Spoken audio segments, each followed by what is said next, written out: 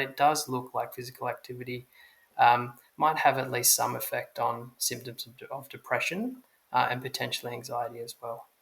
I find it really strange that they tell people who are suffering with poor mental health to just go and be active as if it's not a struggle in itself to be active.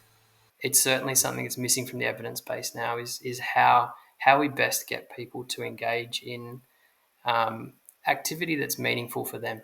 And I don't think we've cracked that one yet, certainly not for young people.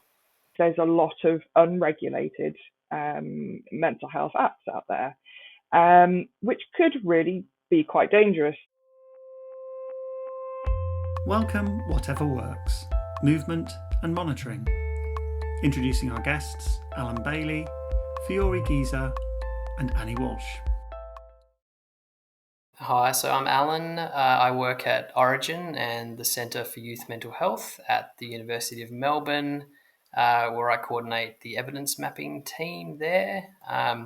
And the Wellcome Trust project that we were looking at was bodily movement and its role in being a potential treatment for depression and anxiety for young people. Hi, I'm Fiyory.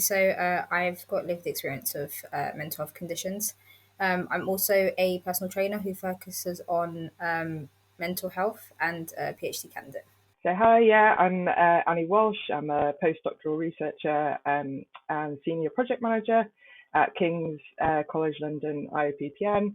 I focus mainly on depression risk and looking at early intervention in adolescence across different contexts, so including low and middle income countries. And then most recently with this Wellcome Trust Active Ingredients project, the potential of remote measurement technologies in facilitating this. And I also have lived experience of mental health conditions myself. What is physical activity? It's basically any sort of bodily movement, so the movement of your body that increases your energy expenditure. So that can be from things like walking to the shops, doing some housework, gardening, that kind of thing, right through to kind of exercise type behavior, like jumping on a treadmill, and everything in between as well. So exercise is kind of a subset of physical activity, and it's more structured and repetitive, and it aims to improve and or maintain an element of physical fitness. So things like running and cycling might be something that would help with your cardiorespiratory fitness. Lifting weights or Pilates might be sort of a muscle strengthening element. And things like yoga could also be like a flexibility or balance type activity. Is exercise good for our mental health? We know from adults that there's quite a lot of trials have been conducted, and there's some quite convincing evidence that physical activity, and particularly exercise interventions, seem to have a decent sized effect on depression symptoms. They seem to help with people who are experiencing depression. There's a lot less research has been done in or with young people who are experiencing depression and anxiety and those type of conditions. And that was kind of what we were looking at, is to see whether that evidence in the adult literature replicates or is similar in the young person literature. Can physical activity help to prevent mental illness? The evidence around prevention is quite limited. So we have some associations between the level of activity someone might engage in and the number of symptoms they might be experiencing. But that relationship is it's bidirectional, so it goes both ways. And we don't really know whether physical activity can actually prevent someone from having or from experiencing an episode of depression or anxiety uh, later down the track, certainly in young people. In adults, there is some evidence that suggests that there is an association between doing more activity and having a reduced risk of experiencing depression down the track. But certainly in young people, there are some cohort studies that do indicate there is an association, but it's pretty limited. And that's about preventing the onset of a future episode of depression or anxiety. Can physical activity treat youth depression and anxiety? So we found that compared to sort of those no treatment or wait lists, we found that physical activity had quite a large effect on reducing symptoms of depression, and also reducing symptoms of anxiety. Um, we didn't find many studies that had been done in anxiety, so we're a little bit less certain around whether these physical activity interventions can actually reduce anxiety in a consistent basis across a wide range of young people. But there might be an indication that some more studies should be done in this area to sort of flesh out that evidence base. But certainly for depression, there were a lot more trials that we found that had been conducted. Um, the evidence base is still only emerging, so there's a lot of there's some methodological issues with the evidence base at the moment. So we certainly do need some more trials to sort of be a bit more confident in the findings. But it does look like physical activity might have at least some effect on symptoms of depression and potentially anxiety as well. How can we promote physical activity to youth? So, when you go to GPs, normally, for example, if they were to offer you therapy, you go to a therapist or you have someone to go to, or if it's medication, the GP kind of provides you with the medication, but there's no one they provide you when it comes to physical activity. I find it really strange that they tell people who are suffering with poor mental health to just go and be active as if it's not a struggle in itself to be active. And so I think it definitely goes alongside other forms of therapy or medication, but I think they normally should provide somebody, even if it was maybe like 6 weeks with a personal trainer or 6 weeks in like a group session. And I think it'd be really good just because a lot of times with things like medication, for example, which can be very good for some people, there are side effects like gaining weight and other things. And I think like having physical activity in place could just combat that and kind of make it a bit easier for a person. Ideally, physical activity and more generally lifestyle interventions should probably be one of the first sort of go-tos. I think that would be probably where it would want to sit. It's generally seen to be safe and also acceptable to young people, although we do have some limitations around safety data. But in terms of it being one of those interventions that um, is sort of like a lower intensity intervention. It might not require multiple sessions over multiple weeks to actually engage in some physical activity. So it's a lower intensity intervention potentially. So it might fit at the sort of at the start of a step care model, for example. Um, but having said that, the evidence that we have at the moment, particularly from depression, seems to indicate that across a variety of severities, so from mild through to severe, there's similar sized effects seems to pop out. What that kind of indicates is that it might be effective across the broad range of symptom experience that a young person might be presenting with. So that doesn't mean that it would necessarily exclude physical activity from also being implemented sort of at a in a more severe case potentially alongside some other some medication or some talking therapy, for example. So it certainly doesn't exclude that potential. I think there needs to be more training for people who are personal trainers or in the field of physical activity with mental health. I know when I did my course, there was nothing on mental health, which I think should definitely change. But I think there should just be given a variety of options, whether it's like online videos or whether it's like maybe online group sessions or places where people can actually go. I know for me, even though I'm a personal trainer and I know how to be active and I know how to exercise in the correct way, like the correct form, etc., it's still a very big struggle for me to leave my house sometimes. But I've like built steps that I can take to kind of get there. And I kind of think if those steps or similar steps were, I guess, given to other people and sort of like if you're struggling to leave your house, like here are like baby steps that you can take. I feel like sometimes the GP and other places, they kind of throw you in the deep end and they're just sort of like, go on a walk and go to the gym or go for a swim. And I think they're kind of forgetting that sometimes literally leaving your house is the problem, not necessarily being active. It's physically and then mentally getting yourself out. And I think if they focused more on the baby steps of getting the person out of the house first, then we'd definitely be able to get more people to be physically active. The intervention trials that currently have been conducted, basically all of them are a prescribed, supervised, structured activity session that you're going to multiple times a week.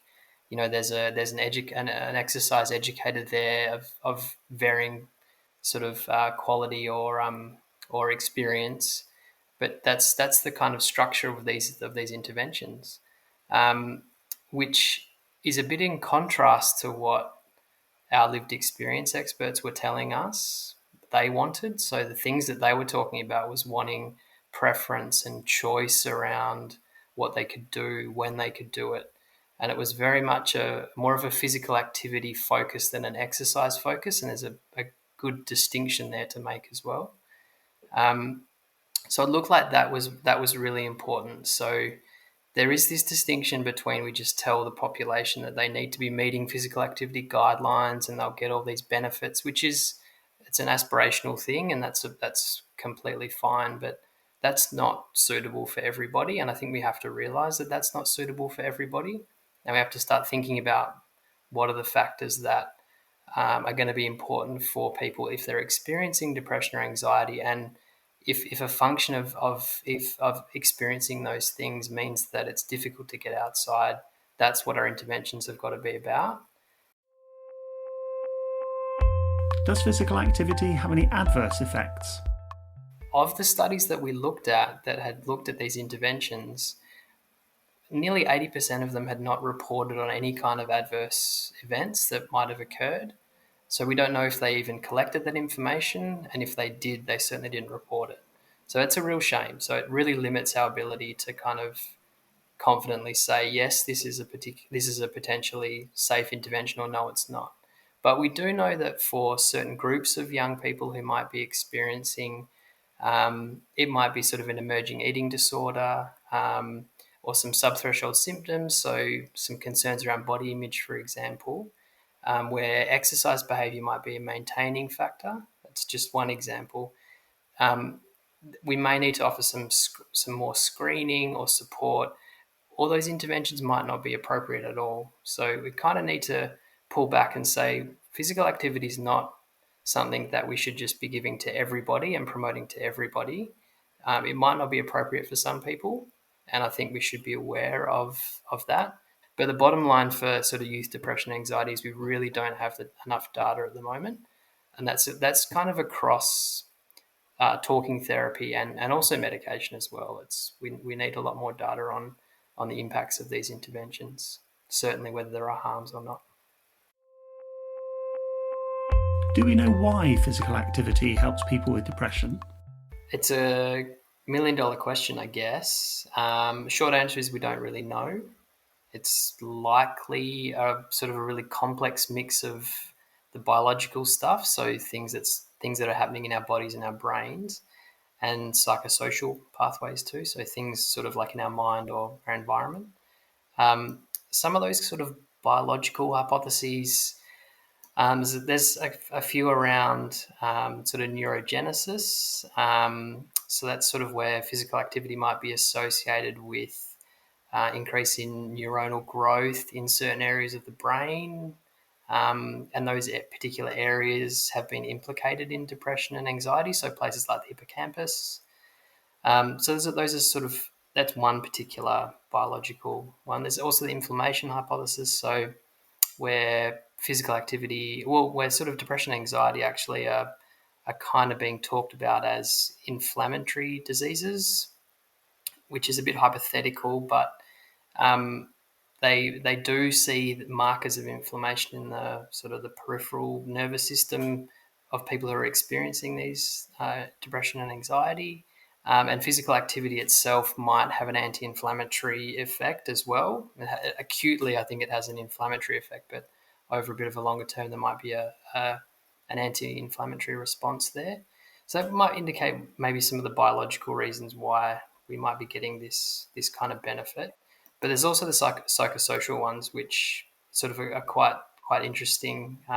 Things like distraction, provided a distraction from rumination, for example, or something like a general behavioral activation sort of effect. So, you might increase engagement in something that's adaptive, something that makes you feel good, and it provides an opportunity for positive reinforcement, particularly if you sort of link mood monitoring in with it. But I think one of the issues that we took out of our review as well, and it's linked to sort of Annie's work, is a lot of these different mechanisms, and Andre, you mentioned it before, could be explored if we had some more fine-grained measurement that was happening sort of day by day, or at least week by week during these studies, like sort of like a 12-week study. You sort of get a before, you get maybe a midpoint, and then an end point sort of thing, and that's the only data you've got when all of these complex processes are happening potentially throughout the entire intervention period. So linking in some of that monitoring that could be happening through passive devices, or even little momentary assessment questionnaires or something like that, would be really beneficial, because we could probably start to tease apart at least some of the psychosocial mechanisms anyway, things that are changing while the intervention is happening that might then down the track lead to an improvement in depression or anxiety. So there's a lot of future work there which I think would be really important to sort of illuminating how and why activity might help with depression and anxiety. What are remote measurement technologies? Any digital technology with the capability of collecting data from an individual in real time as they go about their day-to-day life. So this can include all the, as you say, not just exercise, but all the physical activity they're doing. And it's through like a remote interface. And what I mean by that is basically just a smartphone or a smartwatch, things like that. It's collecting data all the time, both passively, so it collects your heart rate, things like that without you having to input data.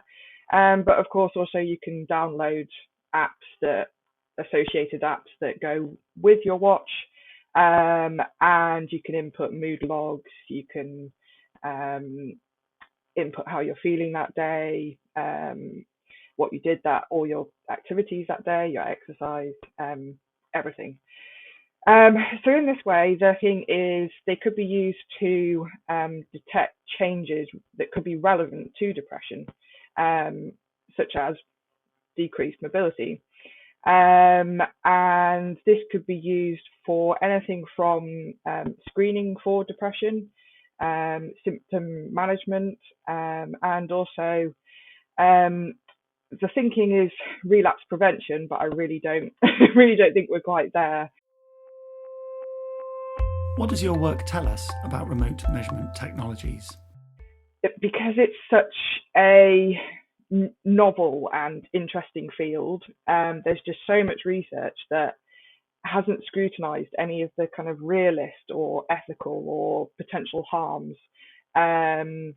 that are likely to impact how remote measurement technologies will work in the real world for people with depression. So what does and doesn't work? We found that young people have a preference for smartphones rather than the kind of wearable watches, just because they're more available in the population. This shows a little bit of my possibly adult bias. But I thought having apps where you had to input data when you're really low in energy and motivation, that's the last thing that you'd want to do. But again, we got this feeling from young people that both passive and active monitoring provided sort of a more holistic approach. So it gave the passive data context if they were able to add how they were feeling that day and things like that. We found that depression in young people could be best detected by increased sleep variability. What I mean by that is,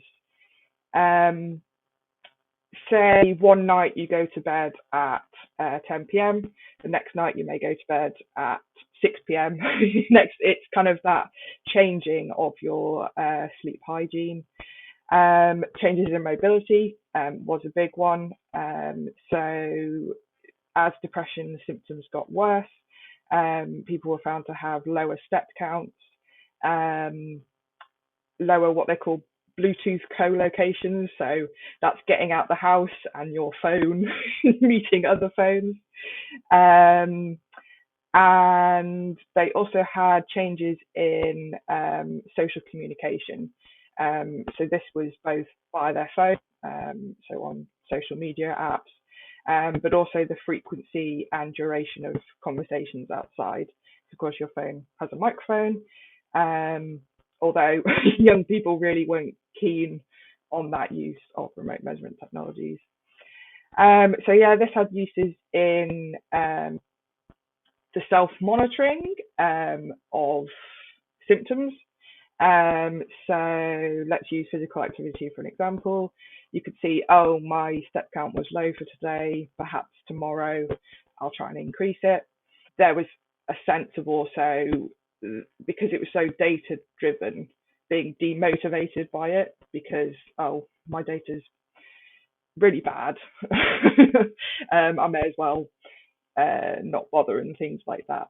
A big significant factor for young people, of course, was the data privacy aspect of it. And this is where we also got into the situation where young people wanted to be able to choose what data was shared, who with, how much of it, and even when, so that they could tag little notes to it. So if it went off to their GP to show the GP how they're doing and manage their symptoms, they really wanted kind of control over that aspect. I think like sometimes the likelihood of you wanting to like put that information into an app, for example, can be quite low, and other times it can be quite high. I think we definitely will be using it more just because I think everyone's on their phone 24/7. Um, I just don't know how productive it would be. But there definitely has been a rise in people using apps and stuff for physical activity. And that's definitely, I think, helped a lot of people. I think it can give people a sense of awareness. I think sometimes when you're very deep in depression or like very, very anxious, kind of having that log, like it's like a diary essentially, kind of having that diary that kind of shows you like the ups and downs and how you've been feeling. I think it's definitely helpful. I think some people can become quite obsessive though. And I think it's just being a bit careful. I think the use of technology isn't for everyone. The same we were saying for the use of physical activity isn't for everybody. Some people can become obsessive and it can be quite harmful. I think it's just finding the balance of like how to use it in a way that's productive. Is mental health research always playing catch up? I kind of wish it wasn't so, but I think you're right. I think we are going to be playing catch up. My concern with the catch up element of it is when we don't know, particularly around harms. That's one of the issues that in listening to what we've been discussing about here is if we're not sure how data monitoring is going to be impacting the people who we're collecting this information from, we're not sure of all of the potential issues. We need to be aware of that up front, I think, before we start going asking people for information. I think there's a basic kind of ethical obligation that we have. I know research is more and more coming to terms with that versus kind of sort of like the business world where a lot of these apps are pushed out sort of untested. So yeah, my kind of sense is caution, but I think you're right. I think we're going to be dealing with it no matter what. There's a lot of unregulated mental health apps out there. which could really be quite dangerous. You can look up how people have reviewed, and there are people saying, okay, that this was harmful to me. I think the biggest thing for me, though, is why are we collecting the data? That question for me is always sort of paramount. And there's this idea of just more data is better. And I'm not particularly convinced by it, I guess. So I think if we have some clear ideas around what the data is, and the reason why we want to collect it, and that the people we're collecting it from, if it's young people that are experiencing depression, anxiety, that they know what it's about as well, and that they're on board with collecting this information, and they know what it's used for them personally, as well as if it's for a research project. Visit the Wellcome website to find out more about mental health at the Wellcome Trust.